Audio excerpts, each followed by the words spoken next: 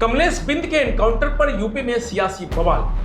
गाजीपुर में होटल कारोबारी विनीत राय की हत्या के आरोपी कमलेश बिंद के एनकाउंटर के बाद बवाल हो गया। करीब 400 की भीड़ ने पुलिस पर पथराव कर दिया। इससे सीओ, एसएचओ समेत कई पुलिसकर्मी घायल हो गए। दरअसल परिजन शव का अंतिम संस्कार करने शाम करीब 7 बजे घर से 5 किलोमीटर दूर शमशान जा रहे थे। पहले घर की महिलाओं ने अर्थी को कंधा दिया, फिर लाश पिकअप में रखी गई, साथ में फोर्स भी थी। 500 मीटर चलने के बाद फुल्लनपुर रेलवे क्रॉसिंग के पास भीड़ ने पिकअप से लाश उतारकर सड़क पर रख दी। पुलिस पर फर्जी एनकाउंटर करने का आरोप लगाते हुए प्रदर्शन शुरू कर दिया गया। प्रत्यक्षदर्शियों के मुताबिक पुलिस ने लोगों को शांत कराने की कोशिश की तो वे भिड़ गए। पहले धक्का मुक्की हुई, फिर भीड़ ने अचानक पुलिस पर पत्थरबाजी शुरू कर दी। चारों तरफ से पत्थर फेंके जाने लगे। हालात ऐसे हो गए कि पुलिस कर्मियों को खुद को बचाने के लिए इधर उधर भागना पड़ा। कुछ जवानों ने पास की ही बैंक में छिपकर जान बचाई। पुलिस ने भीड़ को तितर बितर करने के बाद लाश कस्टडी में ली, फिर शमशान घाट ले जाकर अंतिम संस्कार करवाया। कमलेश की चिता को उनके बड़े भाई संजय कुमार निषाद ने मुखाग्नि दी।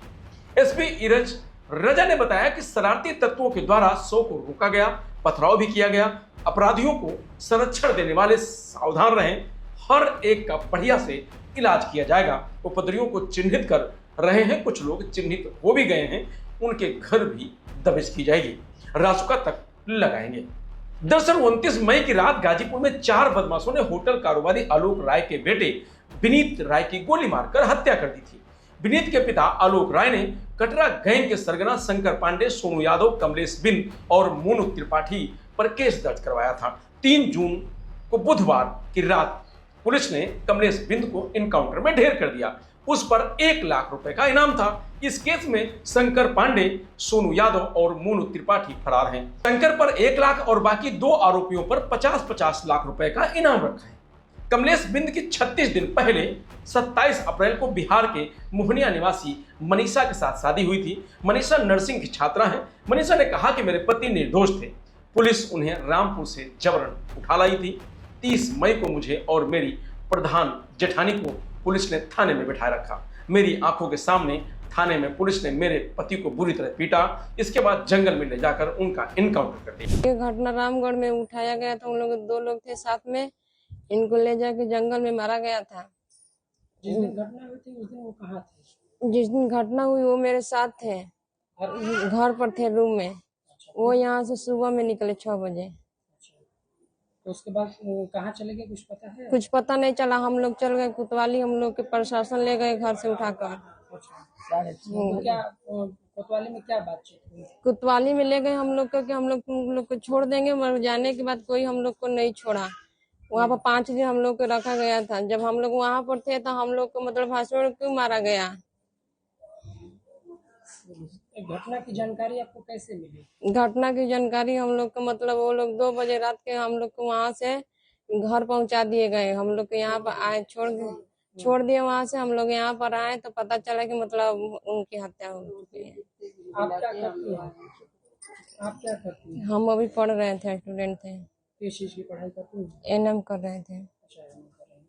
शादी कब हुई थी आपकी? शादी 27 अप्रैल को हुई थी। कितना दिन हो गया? 1 महीना। तो अभी आप लोगों का क्या मतलब इस घटना को लेकर, जिस तरीके से हुई है घटना, उसको लेकर कुछ कहेंगे? हम लोग को इंसाफ हम भी लोग को चाहिए। जैसे उन लोग मारे हैं, हम लोग को भी इंसाफ चाहिए। मेरा पति का कोई कसूर नहीं था। देख लीजिए, मेरे अभी शादी का 1 महीना भी नहीं हुआ, मेरे पति को हत्या कर हमको विधवा बनाया गया है। कब हुई थी शादी? 27 अप्रैल को हुई थी। इसी 27 को? अप्रैल में, हाँ, इसी 27 को। तो वहीं अब इस मामले में सियासत शुरू हो गई है। सपा प्रमुख अखिलेश यादव ने इस मामले में एक्स पर पोस्ट कर लिखा कि भाजपा राज्य में महाभ्रष्ट शासन प्रशासन ने जनता का विश्वास खो दिया है। हत्याओं और एनकाउंटर से उत्तर प्रदेश की छवि को पूरी तरह नकारात्मक बना दिया है। भाजपा खुद अपराधी है। तो वहीं बिंद के एनकाउंटर पर मंत्री संजय निषाद ने तो अपनी ही सरकार को आईना दिखा दिया है। डॉक्टर संजय निषाद ने पुलिस कार्रवाई पर गंभीर सवाल उठाए हैं। उन्होंने कहा कि अपराधी की कोई जाति नहीं होती, लेकिन यदि किसी व्यक्ति पर अपराध का आरोप था तो उसे कानून के तहत सजा मिलनी चाहिए थी। उनका दावा है कि विनीत राय हत्याकांड में कमलेश बिंद मुख्य आरोपी नहीं था। ऐसे में पुलिस की कार्रवाई कई सवाल खड़े करती है।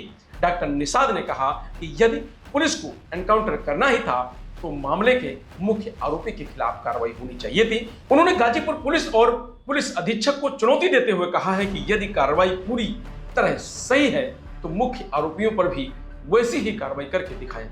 उन्होंने पुलिस की कार्रवाई पर असंतोष जताते हुए पूरे मामले की निष्पक्ष जांच की मांग की है। देखिए, मुख्य आरोपी अलग होता है, सहयोगी आरोपी अलग होता है। मुख्य आरोपी पकड़ा जाता, बताता कि भी शामिल था, माना जाएगा।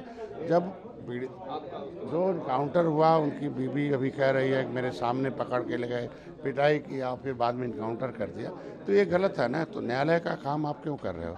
तो आज के दिन में हम इसीलिए मांग कर रहे हैं उस पर जाँच होनी चाहिए, और जाँच में जो दोषी उस पर कार्रवाई होनी चाहिए। और हर एक नागरिक को अपना जांच अपने बात कहने का हक है, जांच मांग करने का हक है। और इस तरीके का अगर आंदोलन हक दिया, मतलब संविधान में गांधी ने हक दिया है, और आप महिलाएं आंदोलन कर रहे हैं, उनके ऊपर रासुका लगा देंगे, ये गलत है ना। दहशत पैदा अगर रासुका लगाना है तो पहले हम लोग लगाएं। समाज ने हमको भरोसा दिया, हमारे पर विश्वास किया, लड़ाई हम लड़ेंगे, हम लोगों पर रासुका लगाए ना पहले। लेकिन इनकाउंटर तो इससे पहले भी उत्तर प्रदेश में हुए हैं, तब आप नहीं, अब आप बार बार कह रहे हैं कि चुनावी वर्ष है, तब तो इस वजह से तो क्या निश्चित रूप से वोट खराब कर रहे हैं। प्रधानमंत्री चारों तरफ कुछ अधिकारियों ने सीट हरवा दिया, फिर अभी ऐसे खराब करेंगे जिस तरीके जौनपुर में हुआ। हम कह रहे हैं कि वो न्यायालय में जाने दो ना। न्यायालय में पुलिस क्यों लगाते हो? आप सरेंडर नहीं करने देते हो, इसके मतलब आप सरेंडर हो जाए तो अपना न्यायालय में जाकर पता करेगा। मैं कह रहा हूँ आजकल फास्ट ट्रैक कोर्ट हो गया। आज के दिन में लगातार जिस तरीके से नेताओं के लिए फास्ट ट्रैक कोर्ट बना दिया, अपराधियों के लिए भी फास्ट ट्रैक कोर्ट बनाइए कि इतने दिन के अंदर, साल भर के अंदर होना चाहिए। आप प्रदेश सरकार के मंत्री हैं, सरकार आंकड़ा देती है कि 2024 तक हमने इतने इनकाउंटर किए, उसमें इतने दुर्दांत अपराधी मारे गए, इतने कल मैंने एसपी से पूछा भाई कितने मुकदमे उस पर थे, तो उन्होंने कहा भाई 5-7 मुकदमे। हमने कहा गंभीर धाराओं आपराधिक मुकदमे के, कहना एक जो है उसके ऊपर अपहरण का है और एक 307 का है। तो जब मामले ट्रायल हैं, कोई भी किसी के ऊपर आरोप लगा सकता है। 307 झगड़े में लगता है, अपहरण तो किसी को भी लगता है। ये क्या मतलब? दुर्दांत अपराधी हो गया। और भी मामले हैं, लोगों को टारगेट किया जा रहा है, तो क्या आपकी लाइन और अखिलेश यादव की नहीं, दोनों अलग है। नहीं, वो तो मैंने उनके ऊपर तो खुद आरोप लगाया कि 50,000 लोगों के सामने गोली चलाई, मेरा अखिलेश निषाद मारा गया 2015 में। जेल में था तो उनके समय ऐसे थे बहुत ऐसे पुलिसकर्मी हैं जो जेलों में बंद थे। न्यायालय ने उनको निर्देश दिया और जेल में गए, मानसिकता को जैसे काउंटर कर दिया, जाँच में गलत पाए गए। उन्हीं के समय के मैं जेल में था, तो जेल में बहुत ऐसे कर्मचारी मिलते रहे। तो आज के दिन में मैं चाहता हूँ कि इस पर जाँच हो, और जाँच में जो दोषी उस पर इसी मामले पे जांच हुई या और जो और भी मैं आपका मतलब इनकाउंटर एक्शन को लेके, क्योंकि ये तो एक यूएसपी है इनकाउंटर एक्शन। मैं बार बार कह रहा था, पहले भी कहा हूँ, कुछ अधिकारी ऐसे हैं जो नुकसान कर रहे हैं वोटों का, इस तरीके का मैं कह रहा हूँ कि दुर्दांत अपराधी हो, रिकॉर्डेड अपराधी हो, मुख्य आरोपी हो तो करो। अभी आरोपी की बीवी कह रही है कि भाई मेरे सामने पकड़ के ले गए, जब आपको एविडेंस मिल गया तो आपको इस तरीके से काम नहीं करना चाहिए। दूसरा, आज के दिन में पुलिस ने अभी फास्ट ट्रैक कोर्ट में इनके, आपने एक बात कही कि इसका चुनाव पे असर पड़ेगा, इससे क्या निश्चित रूप से पड़ेगा भाई। क्यों नहीं?